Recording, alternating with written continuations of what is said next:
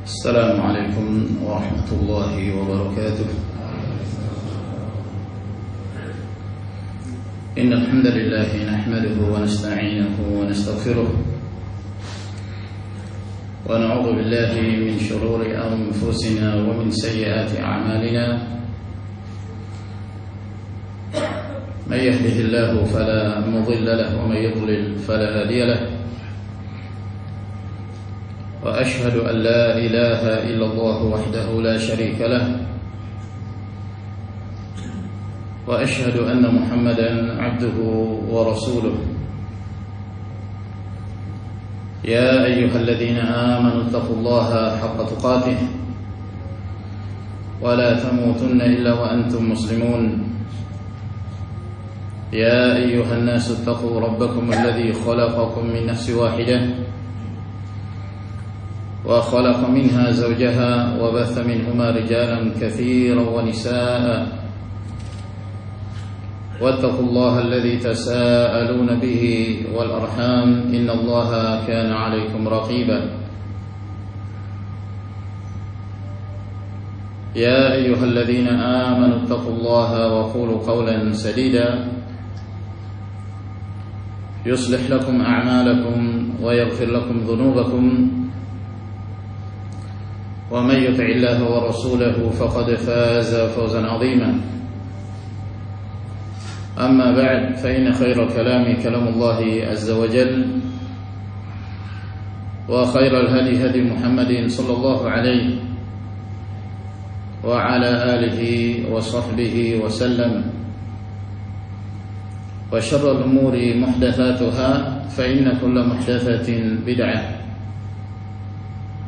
وكل بدعة ضلالة، وكل ضلالة في النار. معاشر المسلمين والمسلمات، جماعة صلاة المغرب Masjid Nurul A'la, Gunung Pipa, Kota Balikpapan, yang semoga senantiasa mendapatkan rahmat dan barakah dari Allah Subhanahu wa ta'ala. Alhamdulillah, pada malam hari ini Allah Jalla wa'ala memberi kemudahan kepada kita untuk kembali melanjutkan kajian kita dari pembahasan risalah Fadlul Islam karya Al-Imam Al-Mujaddid Muhammad ibn Sulaiman At-Tamimi An-Najdi rahmatullahi ta'ala alaihi. Dan kembali kita melanjutkan bab yang disebutkan oleh Asy-Syaikh rahimahullah ta'ala, bab tentang firman Allah Subhanahu wa ta'ala, fa'aqim wajhaka lid-din hanifan. Perintah Allah Jalla wa'ala kepada para hambanya untuk menegakkan agama ini dengan ikhlas, dengan tauhid, dan jauh dari kesyirikan. Dan ini yang disebutkan oleh Asy-Syaikh pada bab yang ke-11. Dan telah kita terangkan sebelumnya bahwa Rasulullah sallallahu alaihi wasallam menjelaskan tentang millah Ibrahim alaihi salam, bahwa millah Ibrahim adalah tauhid, dan itu merupakan agama setiap para nabi dan rasul yang diutus oleh Allah Subhanahu wa ta'ala. Keyakinan mereka sama, akidah mereka sama, yaitu tauhid, meskipun syariat mereka berbeda-beda. Sebagaimana Allah Subhanahu wa ta'ala memerintahkan Rasulnya sallallahu alaihi wasallam untuk mengikuti millah Ibrahim, yaitu millatut tauhid. Thumma awhayna ilayka an ittabi' millata Ibrahim hanifa wa ma kana minal musyrikin.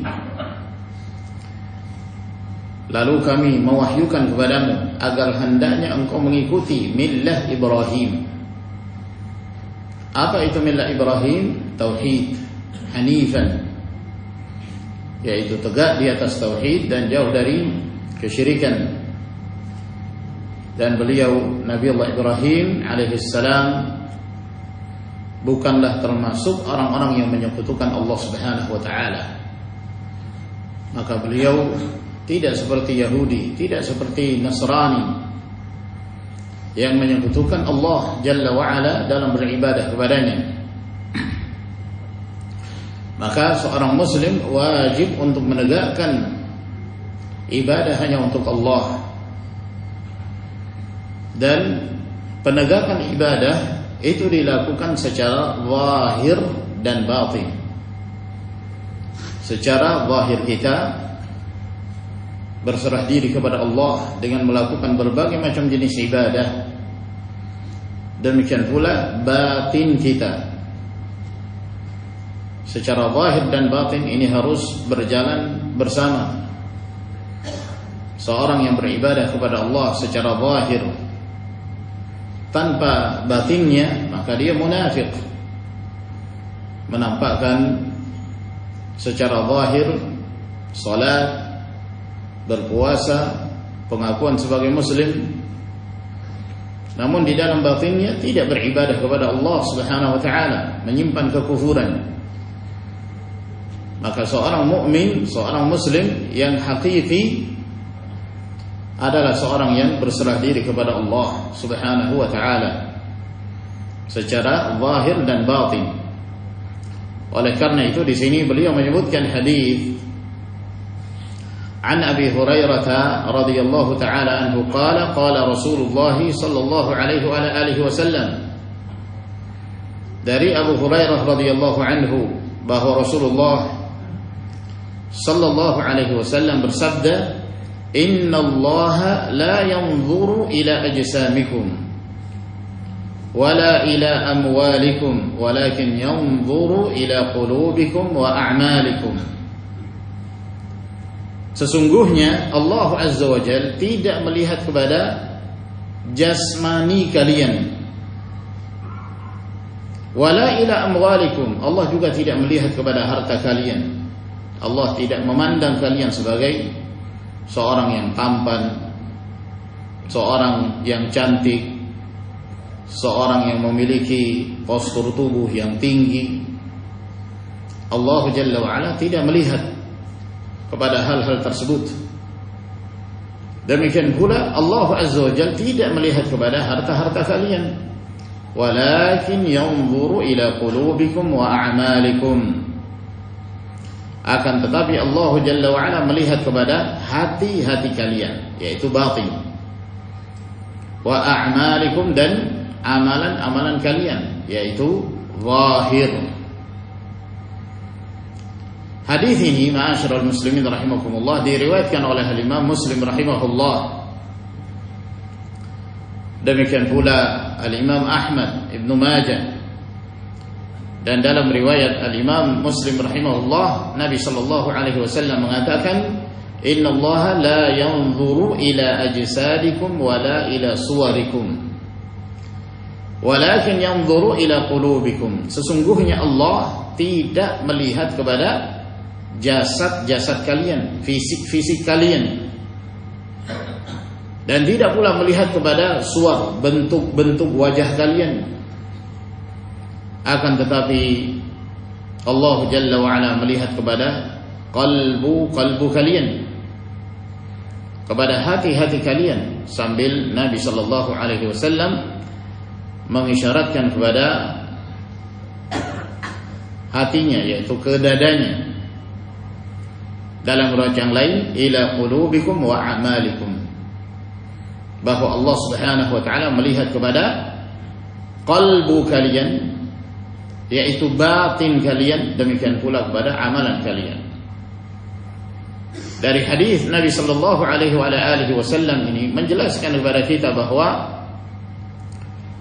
seorang yang disebut sebagai hamba yang bertakwa kepada Allah Subhanahu wa taala apabila terpenuhi kedua hal ini, amalan zahir dan amalan batin.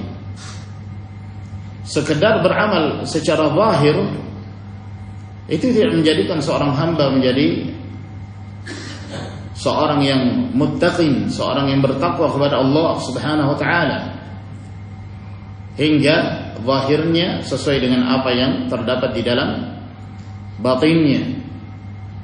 Nabi sallallahu alaihi wasallam mengatakan at-taqwa hahuna, at-taqwa hahuna, at-taqwa hahuna.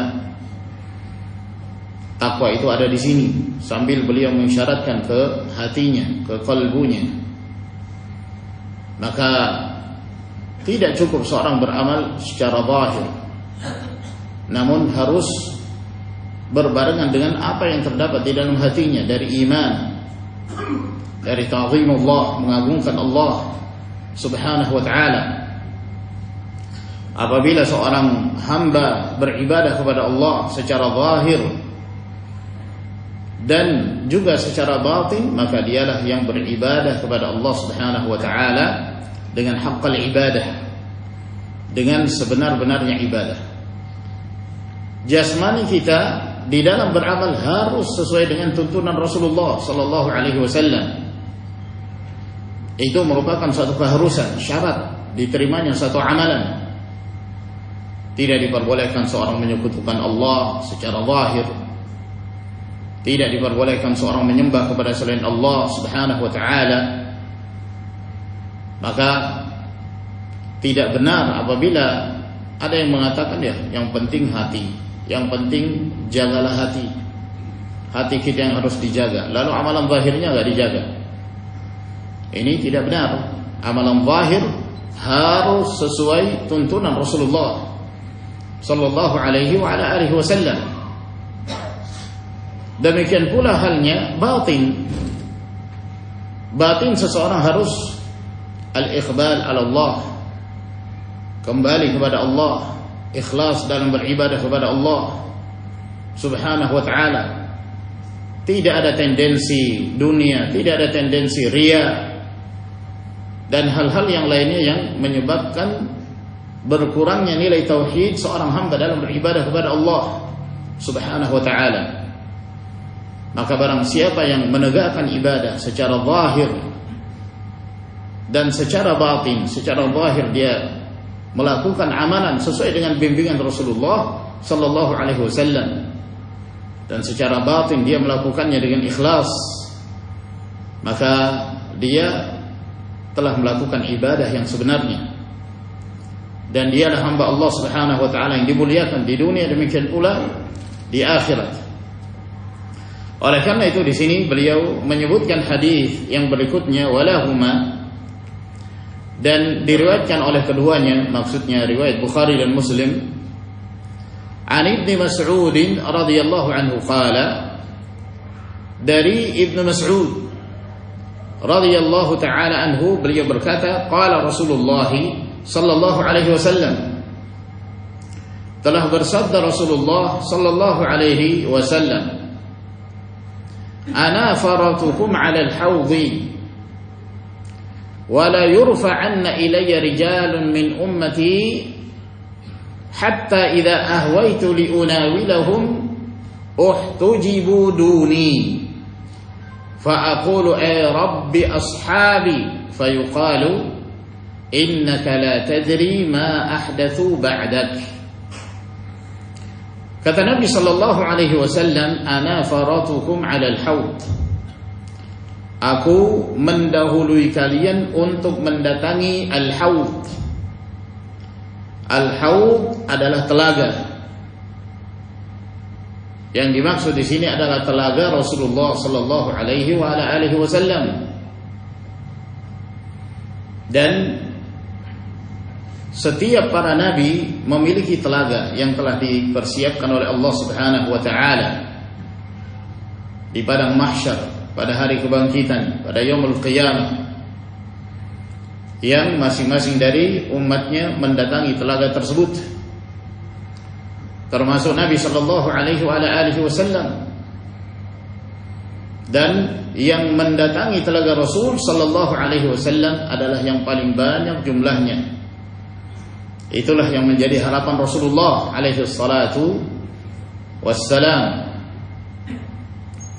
Dan air yang terdapat di dalam telaga Nabi sallallahu alaihi wasallam itu asalnya dari al-jannah, dari sungai di dalam surga yang disebut Al-Kautsar, Nahru Al-Kautsar.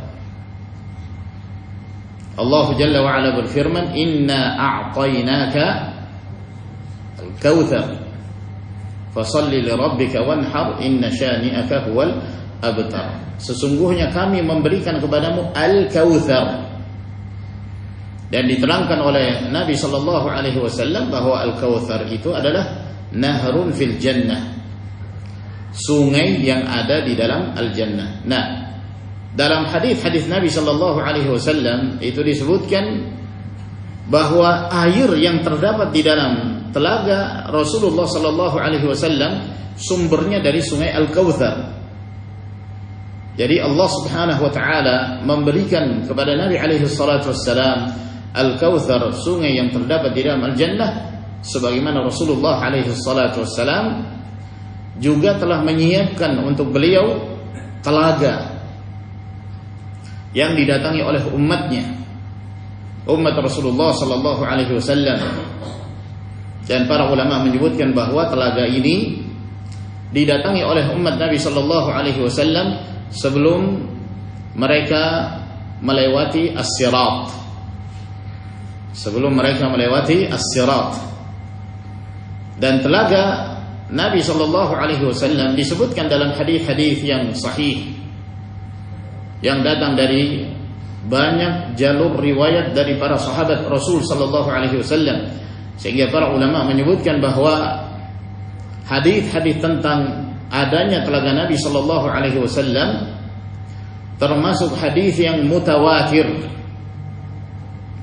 Hadis yang mutawatir, sehingga ini termasuk di antara akidah kaum muslimin, meyakini bahwa Nabi sallallahu alaihi wasallam memiliki telaga Al-Haud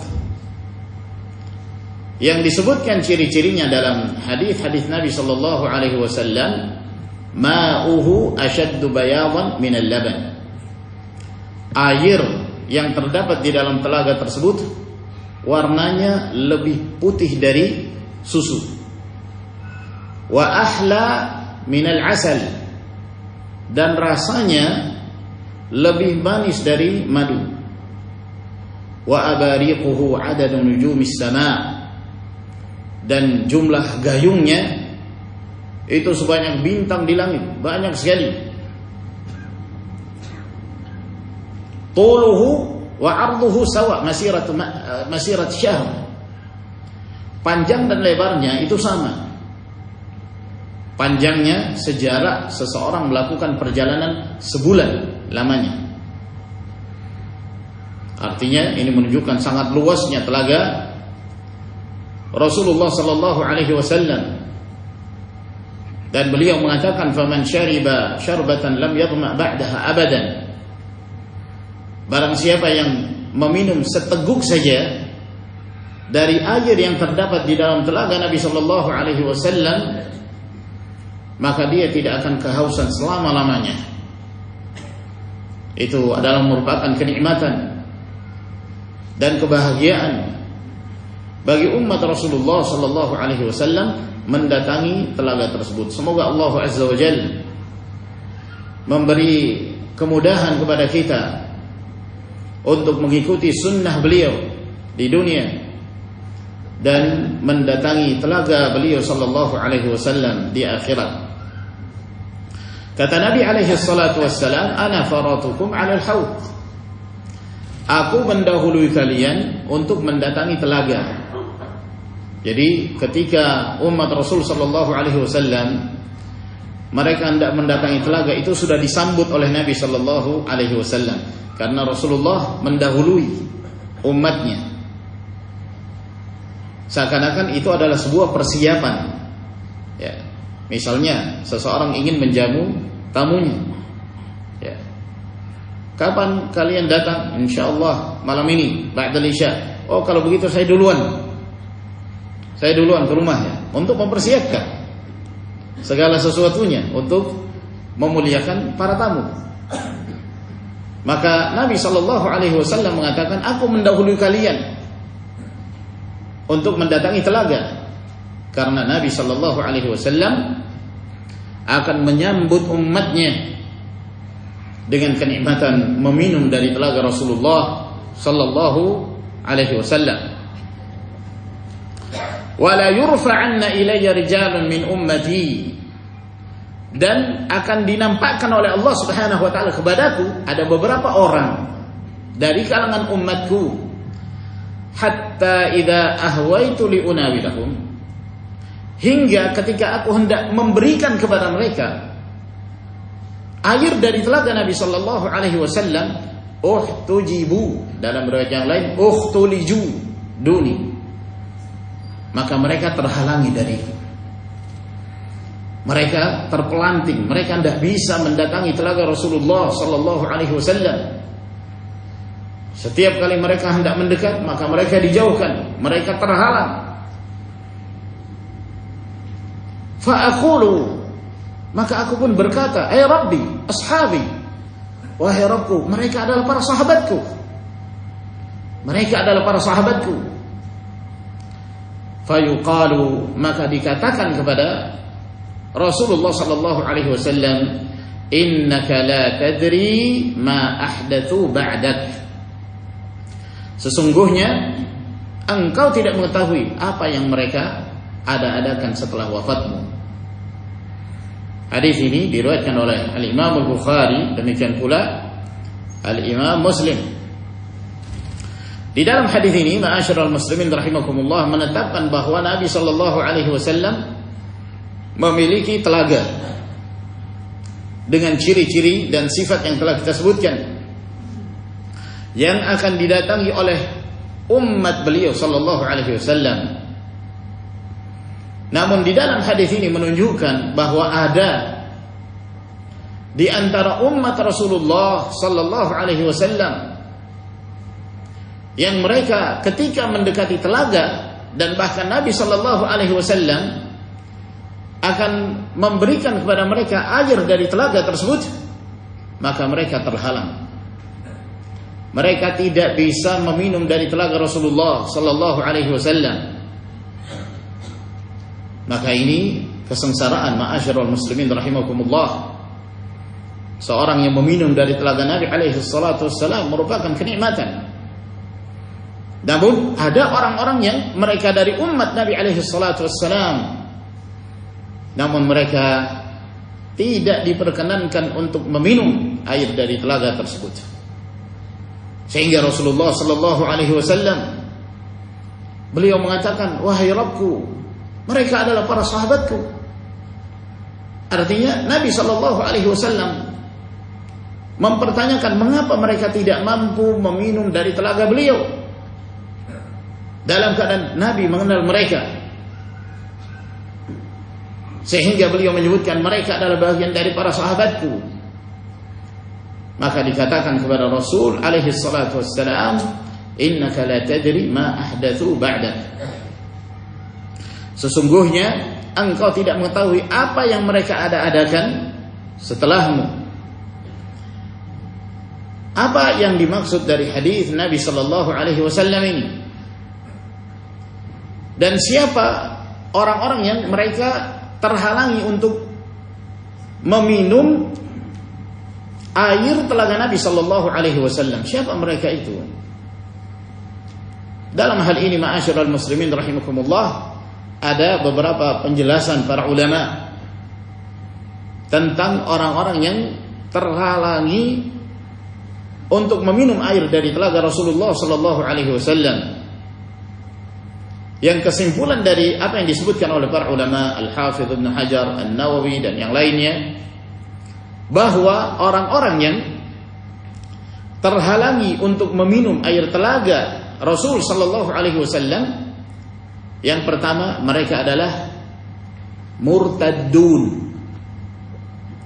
Orang-orang yang murtad, orang-orang yang meninggalkan Islam setelah wafatnya Rasulullah sallallahu alaihi wasallam.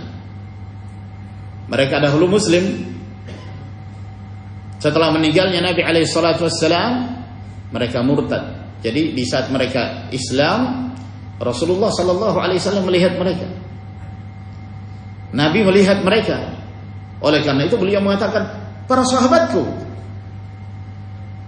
Karena Rasulullah SAW manusia biasa. Beliau menyikapi seseorang secara zahir. Beliau tidak mengetahui apa yang mereka perbuat setelah wafatnya Rasulullah sallallahu alaihi wasallam. Maka yang disebutkan dalam hadis, engkau tidak tahu wahai Rasulullah apa yang mereka perbuat setelahmu, setelah wafatmu.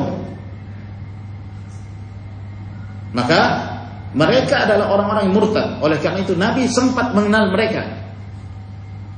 Sebab pada saat wafatnya Nabi sallallahu alaihi wasallam, sebagian orang-orang yang dahulu mereka masuk Islam pada yang murtad. Dan sebagian dari mereka ada yang tidak murtad tapi enggan untuk membayar zakat yang dahulu mereka rutin membayarnya di masa hidupnya Rasulullah sallallahu alaihi wasallam. Maka mereka seluruhnya diperangi oleh Abu Bakar As-Siddiq radhiyallahu taala anhu. Ada yang menjadi pengikut Musailamah Al-Kadzdzab yang mengaku sebagai nabi dari kabilah Banu Hanifah. Maka Abu Bakar As-Siddiq memerangi mereka seluruhnya. Ini yang pertama, bahwa mereka adalah orang-orang yang murtad setelah wafatnya Nabi. Yang kedua, mereka adalah orang-orang yang murtad di akhir-akhir kehidupan Nabi Sallallahu Alaihi Wasallam. Artinya sebelum Nabi Sallallahu Alaihi Wasallam wafat, mereka sudah murtad. Dan Nabi Sallallahu Alaihi Wasallam tidak mengetahui kemurtadan mereka. Maka mereka ini juga yang terhalangi untuk meminum air telaga Nabi Sallallahu Alaihi Wasallam. Yang ketiga, mereka adalah ahlun nifaq, orang-orang munafik. Mereka dari kalangan orang-orang yang di masa Nabi Sallallahu Alaihi Wasallam menampakkan diri sebagai Muslim, dalam keadaan hati mereka kufur kepada Allah, tidak meyakini kebenaran Islam, seperti Abdullah bin Ubay dan yang semisalnya dari kalangan orang-orang munafik. Maka mereka ini juga Nabi Sallallahu Alaihi Wasallam menyikapi mereka secara zahir. Dan demikian pula kita kaum muslimin diperintahkan untuk menyikapi seseorang secara lahiriahnya, secara zahirnya. Adapun yang terdapat di dalam batinnya antara dia dengan Allah Subhanahu wa taala, Allah Jalla wa ala Maha mengetahui. Maka mereka ini juga dari kalangan orang-orang munafik. Yang keempat yang disebutkan oleh para ulama, bahwa orang-orang yang terhalangi untuk meminum air telaga Nabi Sallallahu Alaihi Wasallam adalah ahlul bid'ah, ahlul ahwa, para pengikut hawa nafsu, yang mereka telah berubah sunnah Nabi Sallallahu Alaihi Wasallam. Oleh karena itu ketika disebutkan dalam sebagian hadis yang sahih, ketika disampaikan kepada Nabi Sallallahu Alaihi Wasallam bahwa engkau tidak tahu apa yang mereka perbuat setelah wafatmu, maka Nabi Sallallahu Alaihi Wasallam mengatakan, suhqan liman baddala ba'di, menjauh dari telagaku orang-orang yang telah merubah sunnahku setelah aku wafat. Mereka dari kalangan ahlul bid'ah, seperti kelompok al-Khawarij, Asy-Syiah, Rafidhah dan yang semisal mereka dari tokoh-tokoh bid'ah. Bahkan di antara ahlul bid'ah ada yang mengingkari telaga Nabi Sallallahu Alaihi Wasallam. Kata mereka, nggak ada itu yang namanya telaga, nggak ada. Mengingkari hadis-hadis yang mutawatir yang diriwayatkan dari Rasulullah Sallallahu Alaihi Wasallam. Ada sebagian para ulama memahami bahwa termasuk di antara mereka adalah para pelaku dosa besar yang ditetapkan oleh Allah Subhanahu wa taala bahwa mereka tidak akan mendatangi telaga Nabi alaihi assalatu wassalam. Dan itu disebutkan dalam sebagian riwayat, di antaranya riwayat Al-Imam Ahmad rahimahullah dari hadis Abdullah bin Umar, bahwa Rasulullah sallallahu alaihi wasallam bersabda, "Sayakunu alaikum umara ya'murunakum bima la yaf'alun, faman saddaqahum bikadzibihim wa a'anahum ala dhulmihim falaysa minni wa lastu minhu, wa lan yarida 'alayya al-haud." Kata Nabi sallallahu alaihi wasallam, akan muncul di tengah-tengah kalian pemimpin-pemimpin yang mereka memerintahkan kalian dengan sesuatu yang mereka tidak lakukan, mengajak orang kepada kebaikan tapi mereka tidak melakukannya. Maka barang siapa yang membenarkan kedustaan mereka dan menolong mereka terhadap perbuatan kezaliman yang mereka lakukan, kata Nabi, maka dia bukan dariku dan aku bukan darinya. yakni Nabi sallallahu alaihi wasallam berlepas diri darinya. Walan yarida alayyal haud, dan dia tidak akan mendatangi telagaku. Dia tidak akan mendatangi telagaku. Ini hukuman bagi seorang yang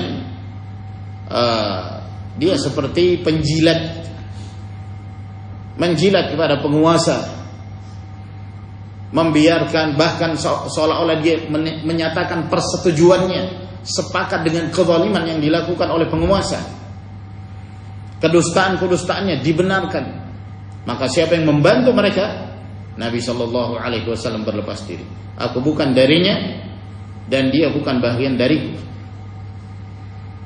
dan dia tidak akan mendatangi telagaku, telaga Rasulullah sallallahu alaihi wa ala alihi wasallam. Walhasil, ini ma'asyira al-muslimin rahimakumullah, orang-orang yang tidak akan mendatangi dan tidak akan meminum air dari telaga Rasulullah sallallahu alaihi wasallam sebagai hukuman bagi mereka yang telah berubah agama ini setelah wafatnya Nabi sallallahu alaihi wasallam. Semoga Allah Subhanahu wa taala menjauhkan kita dari hawa nafsu, menjauhkan kita dari segala perkara bid'ah, kekufuran yang dapat menyebabkan kita jauh dari telaga Rasulullah alaihi salatu wassalam. Jadi bukan yang dimaksud di sini seperti yang dipahami oleh kaum Syiah Rafidhah, yang memang mereka berkeyakinan bahwa para sahabat itu kafir, bahwa mereka mentakwil hadis ini yang dimaksud adalah para sahabat Nabi, sehingga mereka mengatakan seluruh para sahabat Nabi sallallahu alaihi wasallam itu kafir murtad setelah wafatnya Nabi alaihi salatu wassalam, kecuali segelintir. Disebutkanlah Ali bin Abi Thalib, Salman Al-Farisi, Abu Dzar Al-Ghifari, Al-Miqdad Ibn Al-Aswad, segelintir dari para sahabat. Selainnya dianggap murtad, kafir, termasuk Abu Bakar As-Siddiq, Umar bin Khattab, Uthman bin Affan, dan yang lainnya dari para sahabat Rasulullah sallallahu alaihi wasallam yang mulia. Bukan itu yang dimaksud, walhamdulillah. Lalu kata beliau, walahuma, dan juga diriwayatkan oleh Bukhari dan Muslim, an Abi Hurairah, dari hadis Abu Hurairah, anna Rasulullah sallallahu alaihi wasallam qala, bahwa Rasulullah sallallahu alaihi wasallam bersabda, wadidtu anna qad ra'ayna ikhwanana, aku berharap kami bisa bertemu dengan saudara-saudara kami. Ini harapan Nabi sallallahu alaihi wasallam. Beliau mengatakan, alangkah inginnya aku apabila kita bisa bertemu dengan saudara-saudara kita. Para sahabat bertanya, awalasna ikhwanak ya Rasulullah, bukankah kami adalah saudara-saudaramu wahai Rasulullah? Qala, maka Nabi sallallahu alaihi wasallam mengatakan, antum ashabi, kalian adalah para sahabatku. Maksudnya, kalian bukan sekedar saudaraku. Iya, kalau saudaraku karena Allah jelas, tapi lebih dari itu, kalian adalah para sahabatku. Dan bukan itu yang dimaksud oleh Nabi sallallahu alaihi wasallam. Wa ikhwani alladzina lam ya'tu ba'du. Adapun saudara-saudaraku, mereka adalah yang belum datang. Datangnya nanti, setelah wafatnya Rasulullah sallallahu alaihi wasallam, yang hidup di zaman setelah zamannya Rasulullah sallallahu alaihi wasallam. Nabi sallallahu alaihi wasallam itu sangat cinta ingin bertemu dengan mereka. Semoga kita termasuk di antara orang-orang yang dirindukan oleh Nabi sallallahu alaihi wasallam. Bertemu dengan beliau.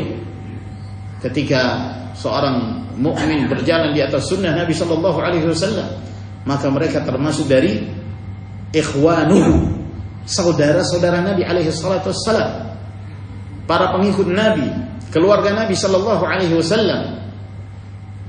Seorang penyair mengatakan ahlul hadithi humu ahlun nabi wa illam yashabu nafsahu anfasahu sahibu. Bahwa ahlul hadith, orang-orang yang berpegang teguh kepada hadis Nabi sallallahu alaihi wasallam, mereka adalah pengikut Nabi. Mereka adalah saudara-saudara Nabi. Walaupun mereka tidak bersahabat dengan Nabi secara fisik, namun jiwa-jiwa mereka, ruh-ruh mereka senantiasa bersama Rasulullah sallallahu alaihi wasallam. Lalu para sahabat bertanya, "Fa kaifa ta'rifu man lam ya'ti ba'du min ummatika?"